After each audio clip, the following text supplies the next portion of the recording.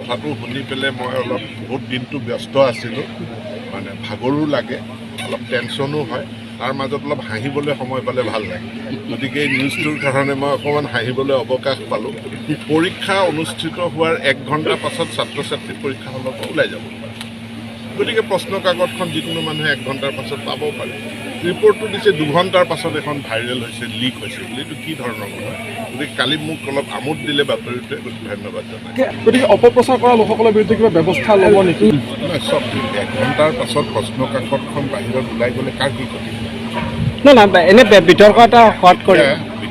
বিতৰ্ক এটা যিসকলে কৰিছে তেওঁলোকে কিছু আমোদৰ কাৰণে বিতৰ্কটো কৰিছে বা TRP বঢ়াবলৈ বিতৰ্কটো কৰিছে। এই বিতৰ্কই ছাত্ৰ ছাত্ৰীক কোনো ধৰণে ক্ষতিগ্ৰস্ত নকৰে বা আমাৰ সামগ্ৰিক মূল্যায়নটোকো তেওঁলোকে কোনো ক্ষতিগ্ৰস্ত নকৰে।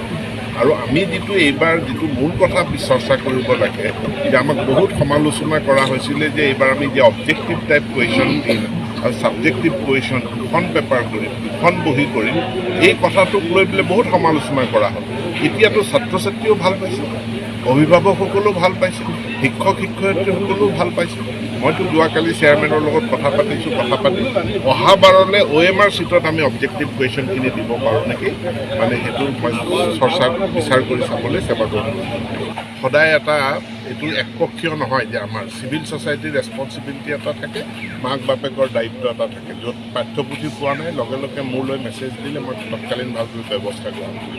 ইতিমধ্যে FIR দিছে, গতিকে পুলিচে তদন্ত কৰিব। সেৱাৰ ক্ষেত্ৰতো যিসকলে এই চাইবাৰ ক্ৰাইম কৰিছে তেওঁলোকৰ বিৰুদ্ধে আমি FIR